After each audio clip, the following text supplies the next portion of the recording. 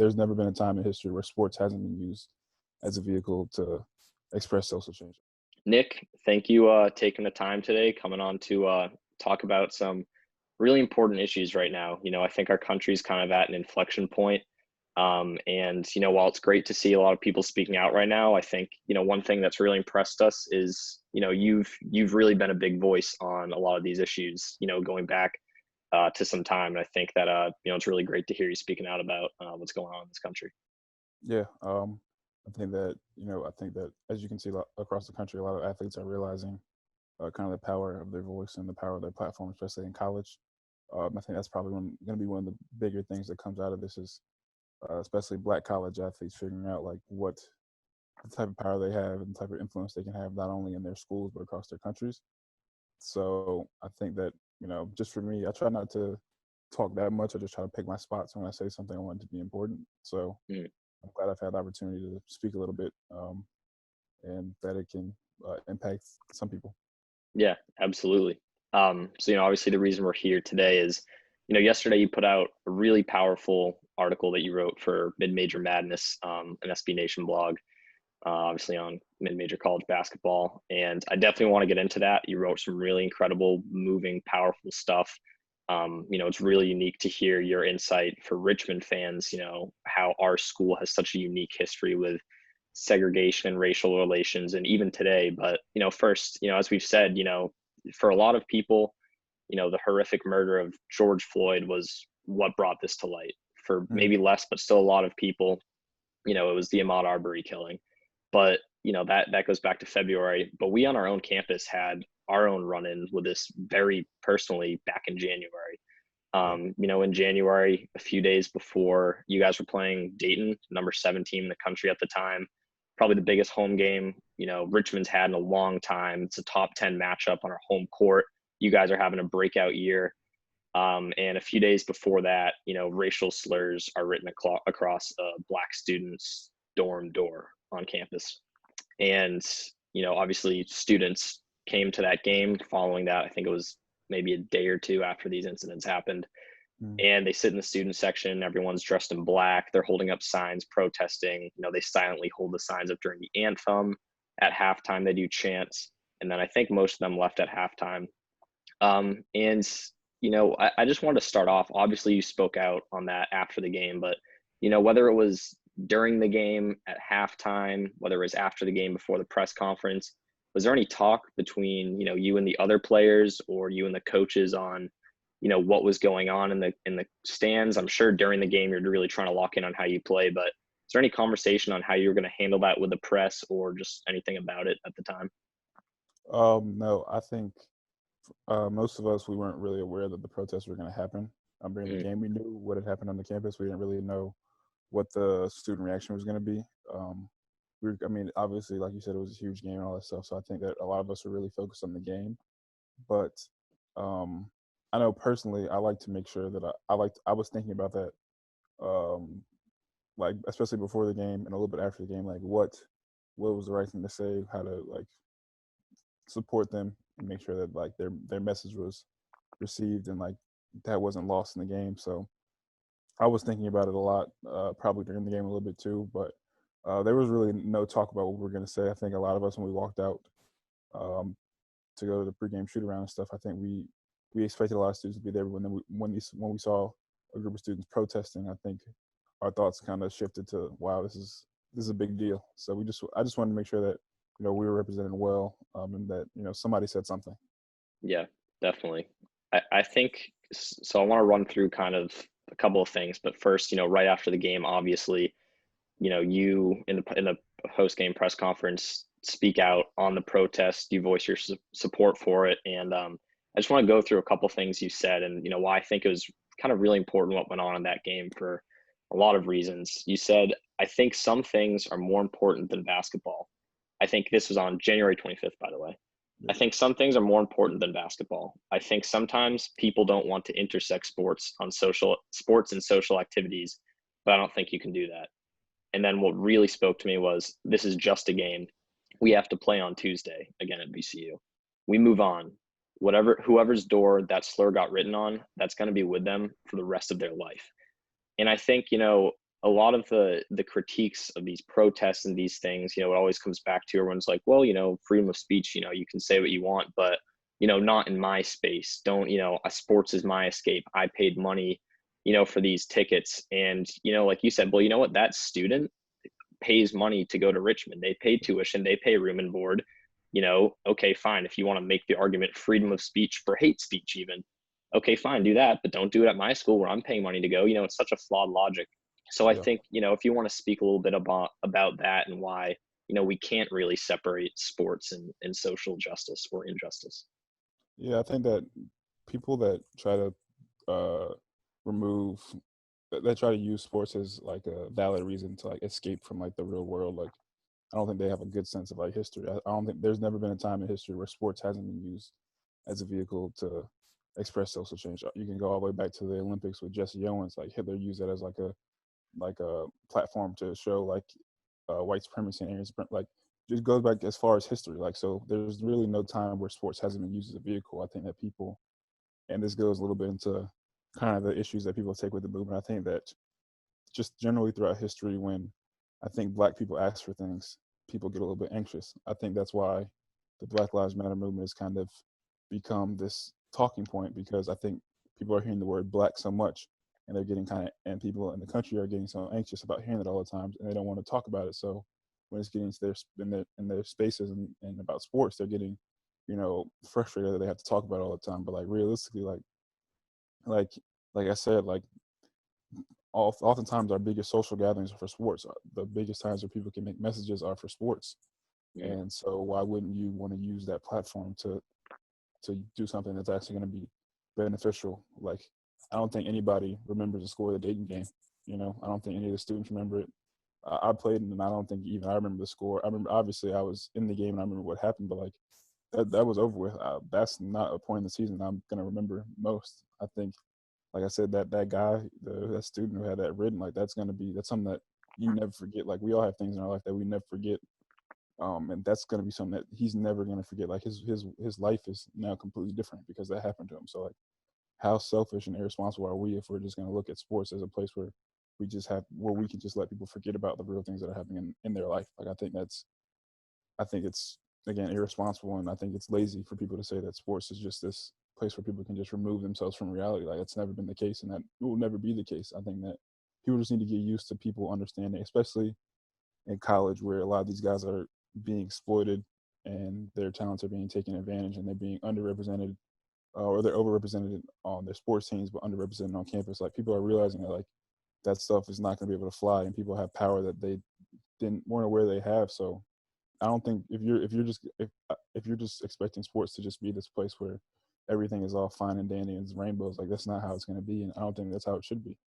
Yeah, definitely not. I mean, we can't separate the action of, protesting social injustice in sports because there's also injustice within sports. We saw the picture came out of Mike Gundy, football coach at Oklahoma State University, wearing the OAN shirt. I mean, that's an overt, whether you want to say it's overt or, kind of just him being ignorant, either way, that's a form of, a sign of showing this kind of supporting this somewhat racist network. Right. And he's a head football coach. You really can't separate the two. I've kind of, if you read online on, they've got the forums online and blogs, and I kind of I went back and read through some of them following the Dayton game, and to be honest, for the most part, the majority of them really did actually support the protest, but there were a good mix of some being outright against them, and then there were kind of the mixes of people being like, I support the message, but the time and place. And I kind of just want to read through one of them that someone wrote and kind of talk about it with you. So someone wrote regarding these protests during the game: another effect is staging a protest with a captive audience who paid to be there and was not implicit in any manner with the alleged conduct. No matter how egregious anyone considers the conduct in these times, when any racial aspect magnifies the publicity, the misguided individuals is the one responsible. The rest of the people are just chastising people whose hearts are totally unknown to those protesting. So I think that's kind of a loaded statement, but what I really want to tackle is the part where it's written, was an audience that was not implicit in any manner with the alleged conduct.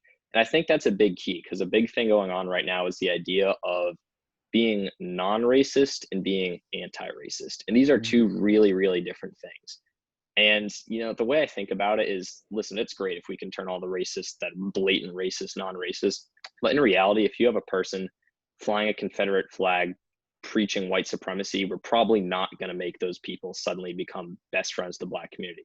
I think where it's really important is getting the people that are, willing to listen to these issues, but are ignorant to them because they're in this bubble, like you talked about, the sports. It's an escape. They support these issues, but they're not exposed to them. How do we take those people and make them from going to be a non-racist to actively being anti-racist? So when this person says that the audience in that, in the Robbins Center, no, they weren't implicit. They weren't involved in putting the racist sign on the door. But the idea is, if that protest didn't happen, a lot of the messages on the forum, people were like, we didn't know what they were protesting about. These people would not have heard or known about that issue. It was written about in the Collegian. It wasn't a major news story that was going up all over the place. So I think if you can speak on that, about how important it is to not only make these people aware in a space that is the only place they're going to hear about it, but taking the people who know they're not implicit, but teaching them it's not about being implicit. It's how are you actively against it? Yeah, I think that, and I would kind of push back. I think like if we're allowing, like, even if you're saying that like you weren't involved and your hearts are different, but you don't want to hear that, I think you're implicit in perpetuating this racism that's going on. I think that, I think it's easy for everybody to be a bystander in any situation, and I think that if you're just actively standing on the side and you're not against it and you're basically for it, I think that people who don't want to hear about it aren't, but say they aren't racist, are really just trying to let the world go on as it is. And I think that a lot of times people are just so comfortable with the way that their life is and the way that things are, and they're not willing to put themselves out there to help people who may not have that same level of comfort. And that goes for all of us. Like I talked about in my article, which we'll talk about later, like even as an athlete, like if I'm not doing anything to help non-athletes, then I'm just as bad as people who are actively hurting those people. So I think that, if you're somebody who comes to a game and pays money, like we all, like you come to a game, you pay money, like that doesn't, like I said, doesn't remove you from the real world. And if you think that a sporting event and your comfort as a sporting event is more important than someone's comfort in society, then your views and your logic is misguided. So again, I think that you are implicit if you're going to a game and you're arguing that I wasn't involved in the incident, so I shouldn't be responsible for hearing about it. I think that's a flawed stance, and I think that, you know I think that you're just as bad as people who you think are out there with the Confederate flags. If you're just gonna stand around and let people do that, then you're not really willing to make a change. Yeah, absolutely. And even, change happens on multiple levels. It's not just about the school investigating this incident and making it go away. And then that's that. Sure, they punish the student, whatever.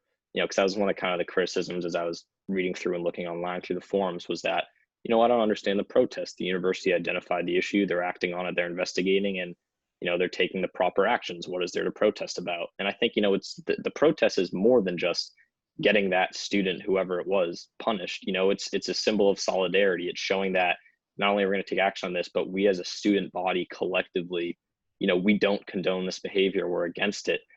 And just letting the system run its course, even if it corrects an action, isn't always enough. And I kind of look at my town. I live in Situate, Massachusetts. Up here, we're by population the most Irish town in America, and Mhm. that kind of, you get what that indicates. It's a very white town.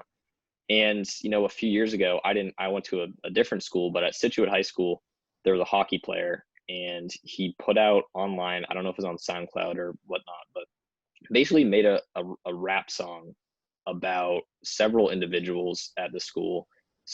A couple of them were Jewish, I believe one was Muslim, and basically just made an entire rap using the N-word, called them kikes, like I think called them towel heads, and made terrorism Arab jokes. And the person was exposed. It was brought up to the school who this person was, and the people in the song that he mentioned and directly targeted, when they came into the school to talk to the administration. So this is the system that's taking the action where we say let the system do its thing. They didn't ask for the student to be expelled. They did not ask for any charges. They did not ask for anything on the student's record. All they asked for was that this student not be made captain of the hockey team. Hmm. And brought to school, the student became captain of the hockey team. Yeah. They couldn't even do that. So when we say it came to the attention of the system, let it run its course, even when it comes up to them, that's not always enough. And very often that action isn't taken. So it's incredibly important for us, whether the system works or not, there's more that has to be done because there's Yeah. a culture around it and this, like you said, this form of acceptance. Yeah. Um, yeah. Also on that, it's just like also, as you can see with the protests now, like with getting some cops arrested and things like that, like the system generally at all levels has been against black people and been against minorities. So if you're somebody who is okay with letting the system take its course, and you're probably okay with letting a lot of people get off for things that is morally wrong. So I think that, as you can see with the protests and just with the where the world is going, like when citizens take arms and get angry about things, that's when the change happens. You can't just rely on lawmakers. You can't rely on people. You Mhm. can't rely on the people who built the system to protect people that the system wasn't made for. So I think that if you're arguing that protests aren't working, then like you're not paying attention. Yeah. I mean, look at the Ahmaud Arbery killing. I mean, those people, like, the men that killed him, they were free for over a month. They weren't arrested until the video went viral because it was released, and then people started pushing for it. So the Yeah, system took action and did what it had to do, but not until people pushed for it. So sure, the system works, but like who's to say what action Richmond takes after the racial slurs were written on that student's door if there weren't students protesting about it. And even if, as we said, even if U of R suspends or expels whatever and finds that student, if we don't do anything, no one knows about it, no one hears about it, and that's that. So, you know, I, I really want to talk about, you've kind of mentioned the bubble and the escape. I want to get into, we're about to get into your article and we'll talk about the escape that you wrote about being a black basketball player. But I think, also, like I said, like Situate, it's this white bubble for people who just want hmm to get away from it. And I think U of R is, this bubble. It's within a city that has such a deep history of racial tension and racism. But at the same time, it's kind of on the outskirts of the city. It's like 70% out of state. And even, they tout pretty decent diversity numbers in terms of the student body. But we know it's a segregated student body. You wrote all right. about it. Why is it so important that we penetrate these bubbles, and particularly at a school like Richmond? I think that the biggest thing is, and for somebody that grew up in Richmond, I know a lot of black people in Richmond don't know where Richmond is, and I think that's Mm, probably a little bit purposeful by the university and by the people who built it. And I think that the biggest thing is like if you're going to tell people that they need to work harder for opportunities, but they're not going to give them those opportunities. Like Richmond's a super prestigious education, and I think that the the biggest thing is that like it's like going to University of Richmond like means something. Like if that opportunity is not available to everybody, and there's a lot of qualified people who don't get to go to the school for whatever reason and stuff, I think that you're harming more people than you're helping. And I think that it's important that if we're going to move forward, it can't just be lip service. We can't just be taking down statues and removing voice actors. Like that's good. We have to make like institutional change. And like the thing is, and I think that a lot of white people and people in power have to answer that. Like, are you ready for a world where you're going to be interacting with more black people outside of just for your entertainment? Like I think for like what I like to talk when I talk to people, I'm like realistically outside of sports, if you took all of black people, like how long would it take you to notice that there were no more black people in the world in America? Like outside of like watching like a sporting event, like when is the next time you would notice that there was no black people? Like, are you ready for a world where that's different?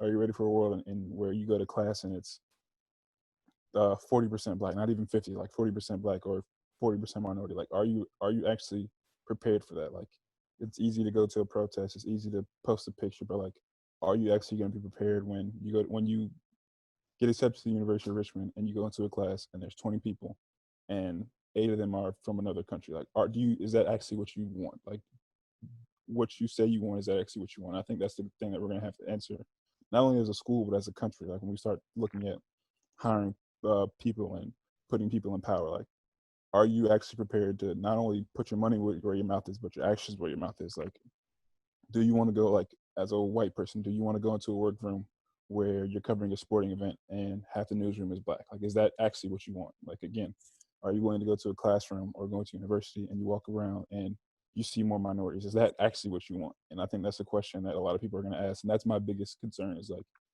again, it's easy to make these subtle changes to things, and I think it's like imaging and wording, all that stuff is super important. But like at the end of the day, like the system, it's not going to change unless like white people are actually willing to put themselves out there for minorities. And I'm not sure if that's going to happen.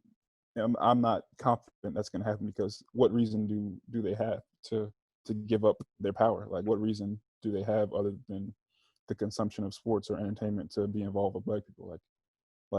And it's shown throughout human history, like the morally good answer is not usually the one that's chosen. So I think that's the point we're going to have to get to as a country and as a school. Like, are the people in power actually willing to sacrifice that? Like, will they value their Richmond education any less if there's more minorities graduating? Like, that's going to be something that's going to come up. Like, or are they just going to create another space where it's going to be comfortable for them? Like, that's the questions that I think are important. Like, how uncomfortable are you willing to be?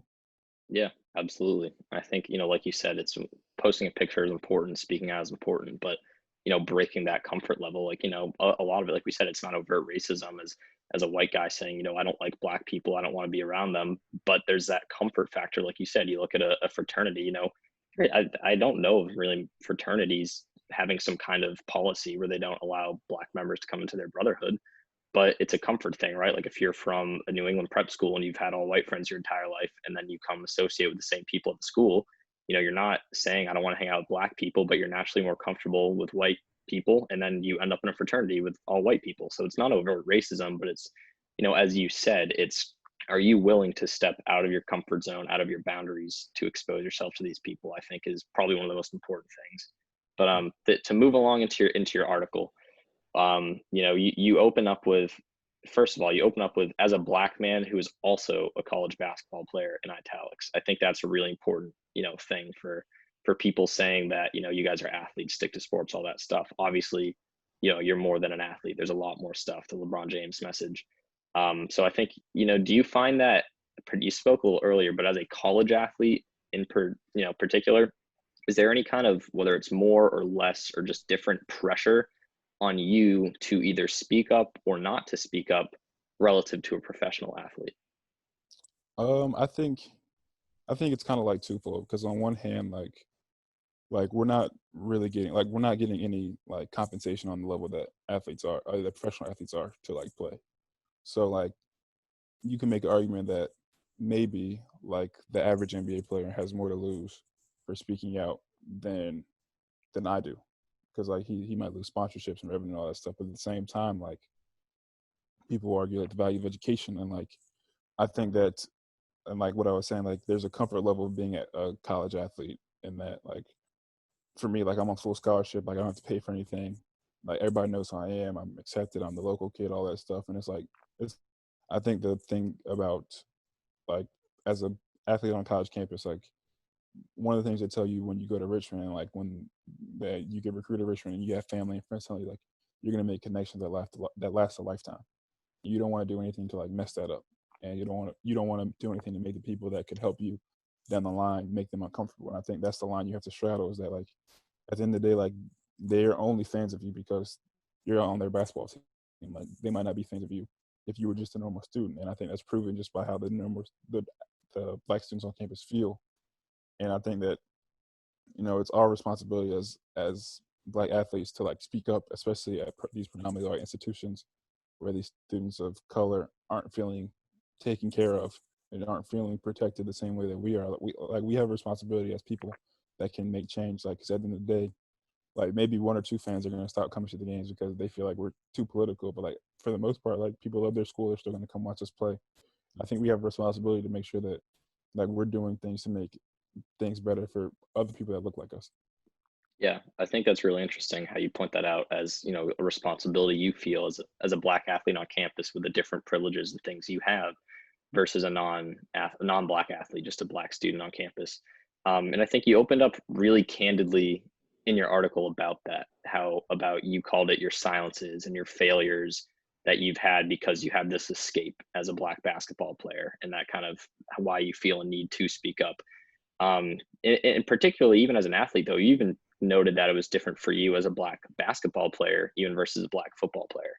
Can you speak a little bit about those silences and those failures you've had and realizing what to do differently, and even more so, why you think this environment and this culture at Richmond has kind of happened and how it's developed.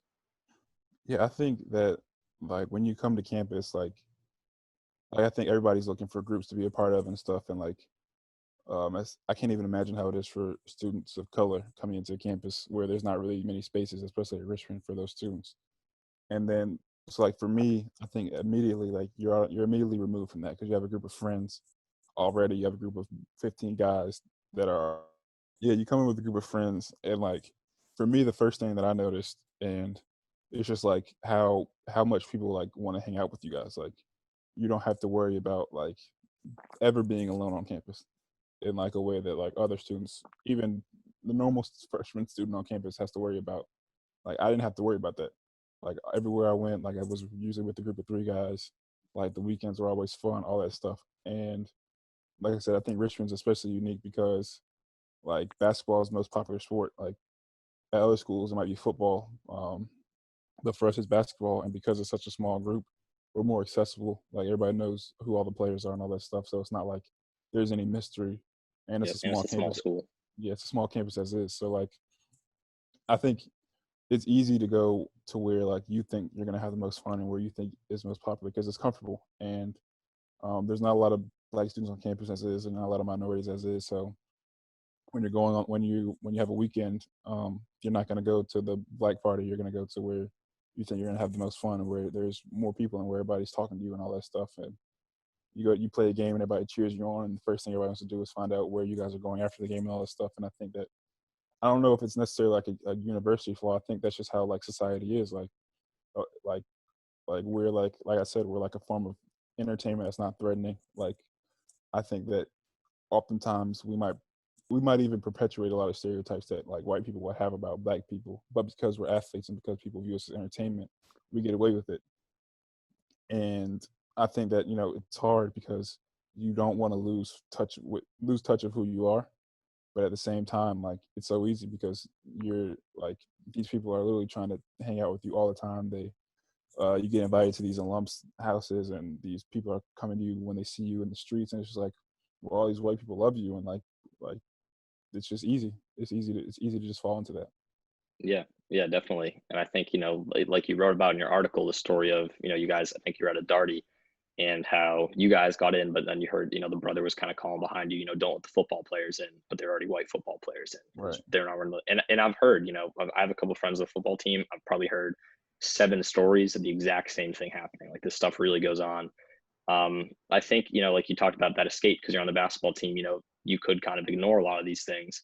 And you wrote about a really powerful story of, the group chat, right? Of black students. I don't know if it was a student alliance, but it was a black group of students basically talking about spaces and activities for black students in the black community on campus to kind of come together. Can you speak a little bit about that and just share that story and what that was like for you? I lost you. You were saying talk about the story about which part? Yeah, so you had a really powerful story in there about the group chat you were in. I'm guessing it was a Yeah. group meeting with a Yeah. group of black students on campus, coming Mhm. together for events and activities and spaces for the black community to come together. Can you kind of share that story and what that was like for you? Yeah. So it was like my sophomore year or whatever. And one of the guys that I went to high school with, he started a group chat for a bunch of basically all the students of color on campus, specifically the black students, where they just come together. Like I said, talked about events, post flyers, and really like as you like were in the group, like it was more just support. Like people would just talk about experiences, like they got a good grade on the test or like they did something cool. They would talk about it. And it was like a really cool space.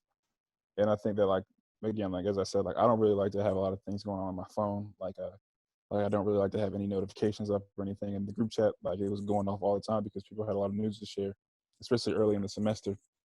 So I just muted it and like it was like whatever. Like I would still check and I would still like look and like it was cool. And then after that, like I just stopped seeing notifications and yeah, I don't like having notifications on my phone. So it was like after like a month, I just like deleted the app. Mm, And so like I think that's like generally like how we as a basketball team have kind of been to students of color on campus, and they've actually openly complained to us about that, which is like super sad, but also like interesting because like they're asking for our support. They're asking us to be a part of um, be a part of the group. That's really the way you guys have opened up about that. And, I think it is something really powerful because, you guys aren't the people in position of power, it's the white people. And for you guys to come forward and, that takes a lot of bravery. And I think that it's, kind of sad when you see the fact that you guys as Black athletes are able to, come to your senses, not to your senses, but to realize your own flaws. And that if you can do that, how can a white student not understand that when you guys are the ones facing these injustices and even calling yourselves out in these things? um but yeah, like this, there is this really weird culture at Richmond where, it's not, it's a mainly white population, but their diversity numbers aren't terrible. There's Yeah, a decent amount of Black students, there's a lot of international students, but the biggest thing is, like I think Crutcher put in an email about how this incoming class is the most diverse class that they've had. But diversity numbers don't mean really anything. We were yeah, the sixth most segregated campus in the country. There's mm, over 3,500 college campuses in this country. We were sixth most. So it's even the diversity on campus. People aren't mixing. It's like, it's the whole idea of like the Black students sit at this table and the frats sit at this table. There's right, no integration. And you experience that firsthand, at the Darties and things like that. And we've all been there. And you talked about being in the parties where everyone, all the white kids, yell the N-word when it comes on the rap song. That happened to me in high school. I was in high school at my sophomore year at a dance. It's yeah, this almost entirely white New England prep school, and you have white teacher chaperones present. mm, The principal of the school's there, and the song, I think it was Caroline by Amine, comes on, yeah, and it says West Side, and then it's the N-word, and every white kid in that room at a school function yells the N-word with teacher chaperones around, and nothing gets done. um, so yeah, there's absolutely this culture of silence. But one powerful thing that you really talked about too is you talked about the academic and the classroom culture, right? yeah, Particularly as a Black athlete, and it's not only, you wrote about people moan when the Black athlete raises his hand. It's like, oh no, we have to hear what he's going to say and blah blah blah. And it's kind of two things, because it's obviously it's the fact that you don't expect them to, well, we have to listen to this, like, why are they assuming a Black athlete can't be there intellectually? And then on the flip, even when then you actually make a really good intellectual point, is then the fact that they're like, oh wow, that was really smart. It's two folks. It's like, why should we be extra impressed by that? Why mm, should we not expect it? This isn't Alabama where we're getting kids in with D's. Like, even at, like, if you're an athlete, you still have to be a good student to get in here. right. So maybe if you could share your experiences and what that's been like for you in the classroom as a Black athlete. Yeah, I think that like I think, and um, as I was saying earlier, like uh, one of the things that like white people and like administration and stuff, they're gonna have to like deal with is like if they're actually like willing to make these changes, like are they going to like be more willing to have more diversity? And like as an athlete, I think that like a lot of people like they're so protective over their spaces, you know what I mean? And like they're very comfortable with like this freshman education they're getting, and like I only want this type of people in the classroom, but like they're the first person to come to the party, they're the first person to give us a high five after the game. Mm, It's like just a weird dynamic. And it's like, here's the thing about like about universities, about like life in general, there's not like one way to get into the University of Richmond. So like even if I was like a D student, like I still got into the school, and like maybe like it's not like their best way or whatever, but like I still like qualified by the standards that I had to get in by. Like there's people who had bad grades, but they can pay full tuition, they get in. There's people that like may not have, that have like good grades and like had to get scholarship. Like there's no like one set way for everybody to get into a school, whether it's Richmond or Harvard or Alabama or whatever. So like I think like it's very like phony of people to make arguments about like who deserves to be where, because like at the end of the day, like why does it matter so much about who's around you? Like mm, it, like I think that like my presence in the classroom isn't affecting anything that you do or anything that your education means for you. And I think that, so like it's like I said, it's phony if you're gonna come to the game and cheer us on, and then when we try to like be a part of like your space, you're gonna argue that we shouldn't be there. And like I said, like I shouldn't have to prove myself that I belong in your class. Like I shouldn't have to prove that Like, I feel like I represented myself very well as a student at Richmond. But like, even if I was just like a middling student who didn't do anything like substantial, like your argument you shouldn't tell me that you shouldn't be in my class. Like, I think that's like a pretty flawed argument. Yeah. And so like the biggest thing is just like making sure that people like understand that like even that not only as a black like athlete, but like as a black student, like I feel like a lot of times they feel like they have to constantly be proving themselves. Like they're constantly on their heels and they constantly have to like show that they're worthy of being around. And I think that's the biggest problem is like because I think that perpetuates like stereotypes that happen in the real world where you see people say that hey like well this black guy like maybe he wasn't the perfect guy so like we shouldn't have killed him, but at the same time like he wasn't a perfect citizen. Like there's no like perfect person. There's nothing perfect about anything. Like we're all in the Mm. world. We're all doing our thing. Like we all deserve to be treated fairly. And I think that's the biggest thing. Yeah, yeah, absolutely. That's an interesting point. There really is no one way to get in the university. Like, tell me that there aren't, kids who've had two generations of family at the University of Richmond donate hundreds of thousands of dollars, and that kid's not getting in with lower grades than the average student. Like, but we don't hear people complaining about those people getting let into Richmond. That's the funny kid in the classroom that just like sounds like an idiot. It's Right. hilarious. It is a double standard. You kind of wrapped up your article with you called for the school to not only create an Africana Studies major but an Africana Studies department. And can you talk a little bit about for maybe those who aren't really aware with maybe they just know it's Black studies, but what is Africana Studies about?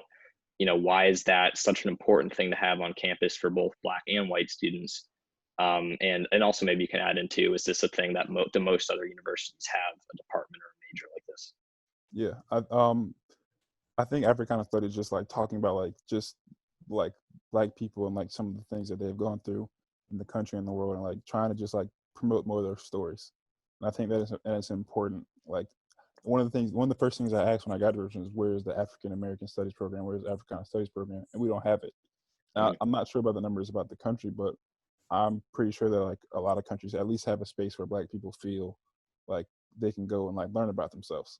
And I mm, think that, especially in this climate, especially the way the world is moving, like it's important that we support and help black people create those spaces. Like as I talked about, like there's a lot of spaces on campuses now where black people don't feel like they're comfortable being in because of whatever. Well, if you have a space that we can create and that we can build up and that we can push to make black people feel comfortable and that it can be like an elite space for black people, like I think we should really get behind that. And one of the problems that the people that there's just 5 students in the faculty that are trying to put it together, they said they couldn't get, the administration said there wasn't enough student interest. I think that's very important now that like if we're saying that we're supporting these movements and supporting these changes, that we actually like put our actions where our mouth is. Like we need to be behind this program 100% because there's funding for it, there's all that stuff. But if they're going to make excuses that there's not enough interest for it, well, even as a white student who is not going to be a part of the Africana Studies program, you should still do. It's like your moral responsibility to help build up these spaces, in my mm. opinion. Yeah. And I think that it's important that if you're going to say that you're with black people and you're against anti-racism, then it can't just be you calling out somebody for saying the N-word. It has to be you have to actually be willing to make material Mm. changes to help advance these people. Yeah, and I find it, I find it hard to believe that there wouldn't be enough student interest because there's no students taking it now. So there's going to be less interest if people don't know about something because it doesn't already exist. And Right. part of that, Africana studies, it's obviously important, like especially at a school like Richmond that has a history with the Confederate Army and the Confederacy, in a city like Richmond that has this deep racial history. If there isn't enough student interest, that's on you as administration for cultivating and basically bringing in a student body that isn't interested in that. If Right. you want your campus and your community to represent the values that you say you want them to, that's a community that has interest in Africana studies. So that's on you to bring in students, that want to take that course and want to, major in that department.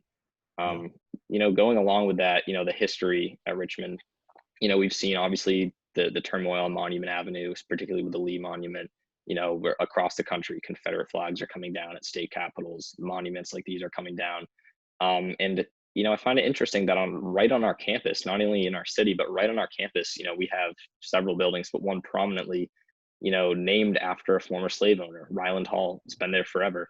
Mm-hmm. Named after Robert Hall and his nephew Charles, Robert Ryland was the first president at back then Richmond College.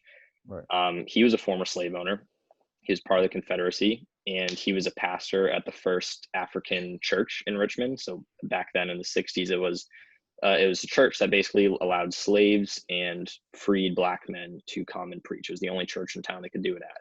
Yeah. And of course, Robert Ryland, president of Richmond College, was the white pastor preaching at this entirely Black congregation. And it's been documented he was using it in a paternalistic narrative, trying to preach these slaves and freedmen the paternalistic nature and staying submissive to the white people. When Robert was president at Richmond, he and the university ceased operations entirely during the Civil War to allow the majority of the student body and the faculty to enlist in the Confederate Army fighting for slavery. Whether it's as a Black athlete or as a Black student or just as a Black man, and as a student of the University of Richmond, how do you feel about having a building like that on our campus named after a person who did these things, stood for these things? There's obviously the argument, it's history versus memorializing. I find it hard to believe that, naming a building isn't just history. Like, you don't name a building after something historical. Like there's no, we don't have a building on campus named after the MacBook. Like, the MacBook probably affected Richmond more than Robert Ryland. We all have computers on campus. Look what we can do, but there's no building called that. It's because we're memorializing a person important to our history. So do you think, whether it's that or another building, should there be push to rename these buildings? Should the school be addressing it, which they haven't done? How do you feel about these buildings on campus? So like, I speak from a very interesting perspective because I'm from Richmond, and like growing up, like I drove by the monuments every day. Mm. Like, so I think that like the biggest thing is when we talk about like racism and like thinking about like how it's so ingrained in our society, like we have to like denormalize like racist like institutions and racist like buildings. So I think it's important that like if we have a chance to like rename a building or like do something like that, like what does it do? Well, like if there's less racist names, racist spaces, then your mind's not going to think that that stuff's okay. Like if you don't have to see Robert E. Lee every day, like maybe like our generation's still going to remember it, but like the next generation is not, and that's a win for everybody. Mm-hmm. So I think that it's important that like there should be a push to change it. There should be a push to change the name. There should be a push to explain why these things have stood so long. I think that it's an easy excuse. I want to hear more than like, hey, we're changing them now because we're getting a lot of pressure. I want it to be like, why? I want to answer like, why do we allow this to happen for so long? Like, what is the reasoning behind? And that goes for like all the names on campus. That like, don't just tell me you're going to change them because it's 2020 and there's a lot of pressure. Like, I want to hear like the explanation. Yeah, like, did you not care? Did you not know? Like, what is the reasoning for not making this change earlier? Mm-hmm. Definitely. Yeah. And as you said, in a city like we're in at a campus with this ingrained history, these things, what are we going to do? Let's, I think something I've had a gripe with Richmond, and you see it in a lot of ways, whether it's with the way they handle the coronavirus or with these things, they feel very, very reactive and not proactive. It's great to do these things, but at the end of the day, if you're just reacting to what everyone else is doing, that's saying, all right, I kind of care, but like, also going to wait and see what other people do. If other people don't do this, then I'm not going to do it either. And that's showing that, you're more concerned about your image than genuinely making a change. Like you said, how are these people going to accept being uncomfortable? What are they going to do about it? Nick, I'm going to let you go soon. Had you almost an hour now, but I just want to hear, have you talked to your teammates about potentially doing any kind of, whether it's on court, off court, organized protest or movement at school throughout the season? Is there anything that you guys are looking at doing as a team? I think we talked about potentially having the Black Lives Matter patch on our jersey at some point, if there's a season and if that happens. But I think, and one of the main points that I was trying to put in the article is that, like, obviously I think a lot of people are going to do like these protests and all that stuff, but I think like the biggest impact like the basketball team can have is like just being more present and being around more and making sure that like when there's things on campus that Black students are organizing, like we need to be there and support, because as one of the students told me, like we're the faces of the Black community for Richmond, for the University of Richmond. Like you go to a billboard, you see us, Like people ask about the black students, they talk about when they talk about black students, they talk about the athletes. Like it can't just be that that all the other sports are represented, not the basketball team. Like that's the biggest thing that we're gonna try to do, and I'm gonna make sure in my year, and hopefully I can lay a foundation moving forward that like we don't allow ourselves to be basically just like we have to make sure that we're not silent and we're not complicit and we're not just comfortable. Like I think that's the biggest thing. We have to push ourselves as black students to be uncomfortable and to put ourselves out there for the rest of black students that don't have the same privileges and opportunities that we do. That's the biggest thing that I hopefully to make sure that as somebody who's been here for a while and I can do that to make sure that like so when I come back in 4 years, we're not looking at the basketball team in the same way as we did 4 years earlier. That's my biggest thing.